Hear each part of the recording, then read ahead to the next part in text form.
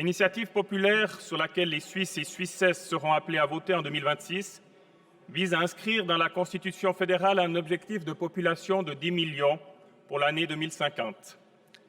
À partir de cette date, l'article constitutionnel donne compétence au Conseil fédéral d'adapter, année après année, cette valeur en fonction de l'accroissement naturel.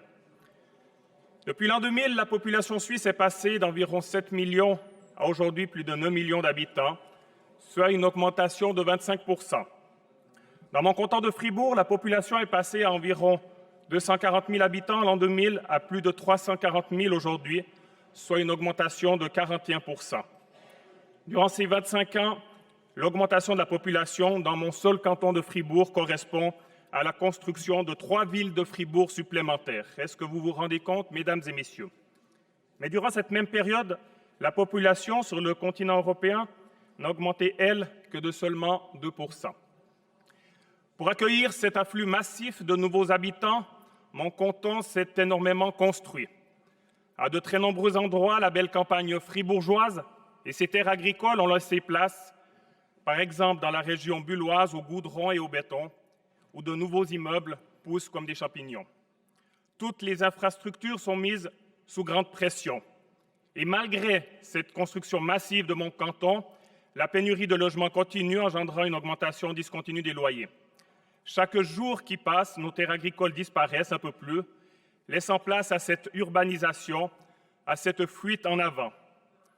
Les raisons de cette augmentation massive de la population sont connues. Il s'agit de la mise en place de la libre circulation des personnes il y a 25 ans. Le Conseil fédéral affirmait alors dans son message que l'instauration de la pleine liberté de circulation des personnes avec l'Union européenne n'allait pas risquer de déclencher une vague d'immigration massive.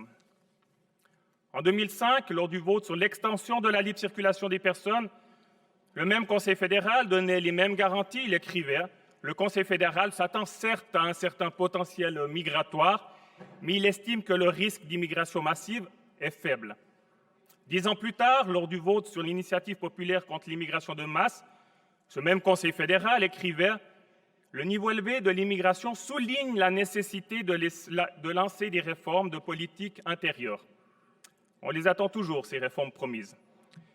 Finalement, la population suisse accepta cette initiative, mais son vote a été, de manière quelque peu scandaleuse, ignoré. Alors, 10 ans après, la population suisse a continué d'augmenter. Elle est passée de 8,2 à 9,1 millions d'habitants. Il est temps, je crois, aujourd'hui de mettre une halte à cette fuite en avant qui n'est plus acceptable. Cette libre circulation des personnes, telle qu'elle existe aujourd'hui, n'est, je crois, ni dans l'intérêt des Suisses et Suissesses, ni d'ailleurs dans l'intérêt de nos pays amis voisins. Ces pays subissent un déplacement de leur population et de leurs talents vers la Suisse, perdant ainsi des compétences précieuses et subissant ainsi une certaine concurrence déloyale compte tenu de la différence salariale entre la Suisse et la France, par exemple. Et les citoyens suisses, eux, subissent cette même concurrence sur le marché du travail. Cette situation n'est pas saine pour les milliers de nos concitoyens qui ne trouvent pas de travail, car oui, mesdames et messieurs, de très nombreux résidents suisses ne trouvent pas de travail, en particulier les personnes approchant de l'âge de la retraite. Alors, dans notre pays, une commune peut décider de la population qu'elle entend accueillir lors de l'élaboration de son plan d'aménagement local. Un canton peut faire de même lors de l'élaboration de son plan directeur cantonal, mais la Suisse, en tant que nation, n'a aucun outil pour décider, pour limiter l'afflux de population. Cela n'est pas acceptable. Aujourd'hui, nous voulons que la Suisse reste la Suisse avec ses spécificités, ses traditions, ses cultures, ses paysages. Il faut pour cela avoir le courage d'écrire un nouveau chapitre de notre politique migratoire et cela passera uniquement par une décision claire de la population suisse puisque malgré toutes les promesses du Conseil fédéral depuis 25 ans, rien n'a été fait. Malgré l'acceptation de l'initiative contre l'immigration de masse en 2014, rien n'a été fait et 10 ans plus tard, tout reste à faire.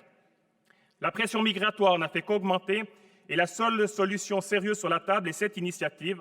Alors j'invite nos concitoyens suisses à l'accepter sans aucune volonté d'isolement ou de repli, mais uniquement, et je dirais même simplement, pour que la Suisse reste la Suisse.